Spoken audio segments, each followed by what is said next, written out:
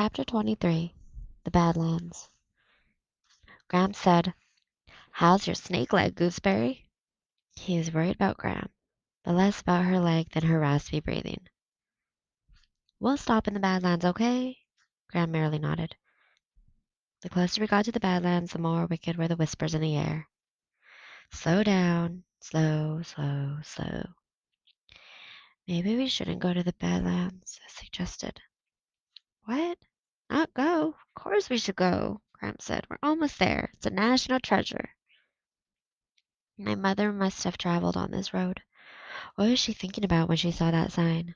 Or that one, when she reached this spot in the road? My mother did not drive. She was terrified of cars. "I don't like all that speed," she said. "I like to be in control of where I'm going and how fast I'm going." When she said she was going all the way to Lewiston, Idaho on a bus, my father and I were astonished. I could not imagine why she had chosen Idaho. Thought perhaps she had opened an atlas and pointed a finger at any old spot, but later I learned she had a cousin in Lewiston, Idaho. "I haven't seen her for 15 years," my mother said, "and that's good because she'll tell me what I'm really like." "I could tell you that, sugar," my father said. "No, I mean before I was a wife and a mother. I mean underneath where I am Chanhassen." After driving for so long through the flat South Dakota prairie, it was a shock to come upon the Badlands. It was as if someone had ironed out all the rest of South Dakota and smooshed all the hills and valleys and rocks into this spot. Right smack in the middle of flat plains were jagged peaks and steep gorges. Above was the high blue sky, and below were the pink and purple and black rocks. You could stand right on the edge of the gorges and see down into the most treacherous ravines lined with sharp, rough outcroppings. You expect to see human skeletons dangling here and there. Graham tried to say, "Huzzah, huzzah," but she could not breathe well. "Hush, hush," she rasped. Gramps placed a blanket on the ground so that she could sit and look. My mother sent 2 postcards from the Badlands. One of them said, "Salamanca is my left arm. I miss my left arm." I told Graham and Gramps a story that my mother had told me about the high sky, which looked higher here than anywhere else I had been. Long ago, the sky was so low that you might bump your head on it if you were not careful, and so low that people sometimes disappeared right up into it. People got a little fed up with this, so they made long poles, and one day they all raised their poles and pushed. They pushed the sky as high as they could. And looky there, Graham said. They pushed so good the sky stayed put. While I was telling this story, a pregnant woman stood nearby, dabbing at her face with a tissue. "That woman looks world weary," Graham said. He asked her if she would like to rest on our blanket. "I'll go look around," I said. Pregnant women frighten me. When my mother first told me she was pregnant, she added, "At last!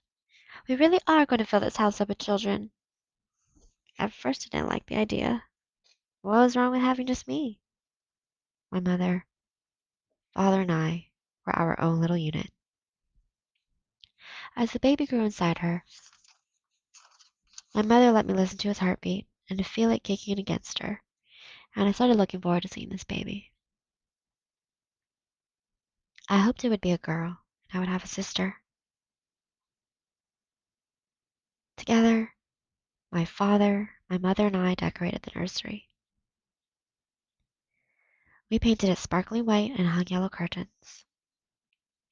My father stripped an old dresser and repainted it. People gave us the tiniest baby clothes. We washed and folded each shirt, each jumpsuit, each sleeper. We bought fresh new cloth diapers because my mother liked to see diapers hanging on the line outside. The one thing we could not do was settle on a name. Nothing seemed quite right. Nothing was perfect enough for this baby. My father seemed more worried about this than my mother. "Something will come to us," my mother said. "The perfect name will arrive in the air one day." 3 weeks before the baby was due, I was out in the woods beyond the farthest field. My father was in town on errands. My mother was scrubbing the floors.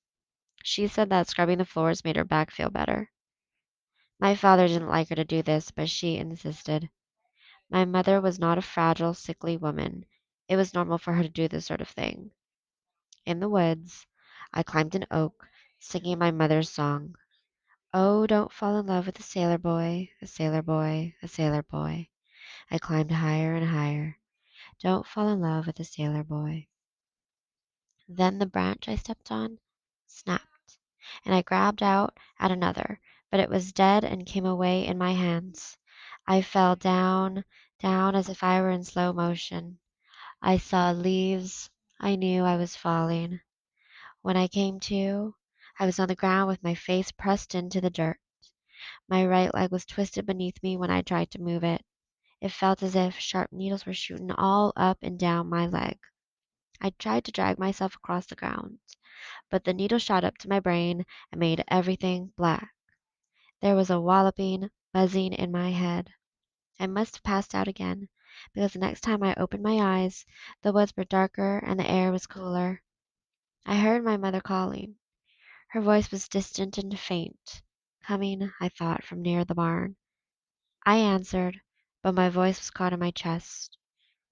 My mother found me and carried me back through the woods, across the fields, and down the long hill to the house. She called my grandparents to come take us to the hospital. It took forever just to get a cast, and by the time we got home, we were all exhausted. My father felt awful that he had been away and fussed over both of us constantly. The baby came that night. I heard my father telephoning the doctor.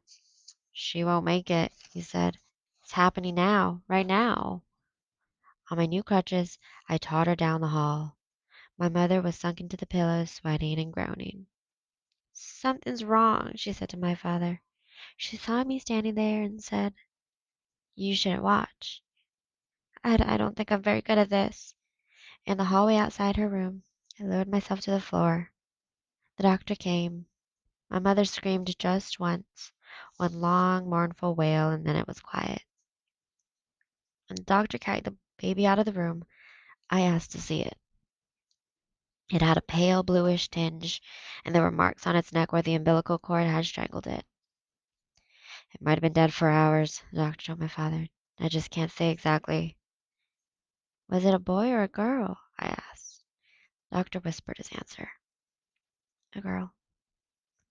I asked if I could touch her. She was still a little warm from being inside my mother. She looked so sweet and peaceful, all curled up, and I wanted to hold her, but the doctor said that was not a good idea. I thought maybe if I held her, she would wake up. My father looked shaken, but he didn't seem concerned about the baby anymore. He kept going in and touching my mother. He said to me, It wasn't your fault. Sal, it wasn't because she carried you. You mustn't think that. I didn't believe him. I hobbled into my mother's room and crawled up on the bed beside her. She was staring at the ceiling. Let me hold it, she said. Hold what? The baby, she said. Her voice was odd and silly. My father came in and she asked him for the baby. He leaned down and said, I wish, I wish. The baby, she said. Didn't make it, he said. I'll hold the baby, she said. Didn't make it, he repeated.